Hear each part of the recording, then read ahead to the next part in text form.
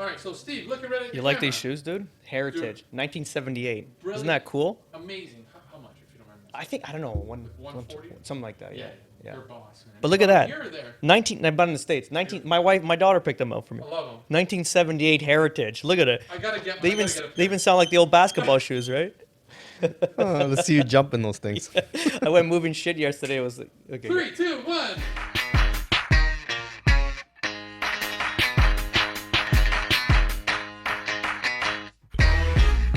Hey guys, Steve Zalinardo, Mike Gaddy here on Real Estate on Record. We're at our next segment here, and Stefanucci is going to ask us some questions here. So now we're at the point where you guys as realtors, you're dealing with inflation, which is off the rails. Gas is off the rails.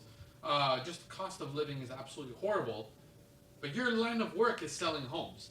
Yeah. So what's the strategic plan now? For what? Moving forward as To realtors. create business? Yeah. I mean, we have a book of business, not a question. We're always going to do business, not a question. Like, again, we have a good book of business. We've been busy the whole year, and then ultimately, it's even if things were to dry, you got to get back on the street, right? Door knock, cold call, do that whole stuff. So it's not Which not we do scary. that now anyways. Yeah. But even still, like people are always gonna need help. Like people don't always move just because they want to move. Like people, they grow families, they need a bigger house. They Yeah. their kids move out, they need a smaller house, right? So they move within for those means too, right? And we're here to help them. We're not here to like lead them the wrong way. Like if it doesn't make sense, it doesn't make sense. Just stay where you are. And to be honest, doing all these, the podcast here and all the social, even when you're doing it too, but at Mondays with Steve, I do it.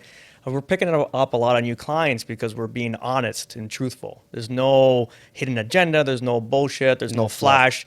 So we're giving people the news that they don't hear from, like, say, a regular realtor. It's not all that flashy, nice looking stuff. It's a little bit more serious.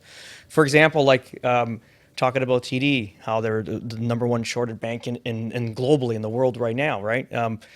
So just talking about that and mentioning that the CDIC, which is what the Canada will insure, is only $100,000 per account, right? And depending. So with just that message, I found out through the channels that someone watched it and actually fucking distributed their money, right? So yeah, That's remember, awesome. if you have $1 million in the bank, they're only insuring $100,000. Is this all banks across Canada? Yeah. The U.S. is 250. But then see, you got to be strategic with that. So what I did, I cashed out a GIC and I bought as much as I can, because it's the number one shorted bank in America, in the world right now. TD Canada. Think about it. In the world, above French banks. If you want a bullshit bank, you're going to go to Europe. Those are the ones that go belly up overnight. But like TD Canada, But they the bet. government will always bail them out. How do you know that? There's no If guarantee. you look at historical track records. I don't want to bet on the government. We've seen what they did through COVID. If anyone's seen the ramifications of a mismanaged event, like, look at government. Okay, so I'm not going to rely on them in my life. So you're going to have to make your own moves to ensure your own safety. Let's just say like that. So if they're going to insure $100,000, you be strategic. Not like if you lump it into one account, you're going to make more interest. Not like there's a benefit to that. You just buy, let's say you had half $500,000. You buy 5 different GICs. I think that's the most you can buy at a TD. And then you got to move money out to another bank. So move them all out. Who cares? And at the same time, you're in safety. So Yeah. because you're saying that TD is the most shorted account in the world, $3.7 billion being bet against the bank to fail. So so why don't people pull out their money then? and go nobody to knows another about it. bank? Nobody So knows we have about it. another big short happening here. Listen. I have all my money in TD. People are betting there's 3 points, it might even be more now, but 3.7 billion that this bank is going to fail at some point because it's over leveraged in the US. It was attached. Remember, BlackRock owns a lot of TD Canada, TD America, and there's Charles Schwab, this whole shit. Charles Schwab is the bank that lost billions. I don't even know what the amount was, 40, 50 billion dollars. Because they run on the bank. So TD he's got exposure with that. The Horizon deal too. The Horizon, but that didn't go through yet. I don't think It's on the brink. Yeah. But also, what they mentioned is it's TD Canada is the most exposed to the residential mortgages in all of Canadian banks. So with that, they got exposure in the U.S. and plus they got heavy exposure here with the mortgages, with residential mortgages. So with that said, like today, they moved it out. Now I just saw the big withdrawal, and then I got the CIBC. We're going to move more there, and then they're going to go from there. They're going to move there, and then You are. You fucking right. Yeah, I'm not taking a Do you chance. think everyone should? Everyone does their own thing. I don't want to be. I don't listen. If I had no information and no knowledge, then it is. But if I know it and I'm not taking action, what am I doing? I'm being proactive. You can't trust that. And nothing might come of it. Like Nothing. like it's not that you're saying that it's gonna fall, but you want to just make sure you're safe. That's all. 99.9% it doesn't fail. Like, because if it does fail, like they'll short it, they'll get paid out, and the bank's still alive. Okay, like that's the ram. It's not going to fail where it goes bankrupt. And if it does, probably you're right. The government's going to bail them out. But I don't want to be if I have the knowledge. Yeah, you don't want to bank on maybe they're going to get bailed out. There's no benefit for me to have it all there. It's not. I mean, I should have done this before. But going back to that, but the U.S. has got $250,000 insurable, right? So you can have. Which is still bad.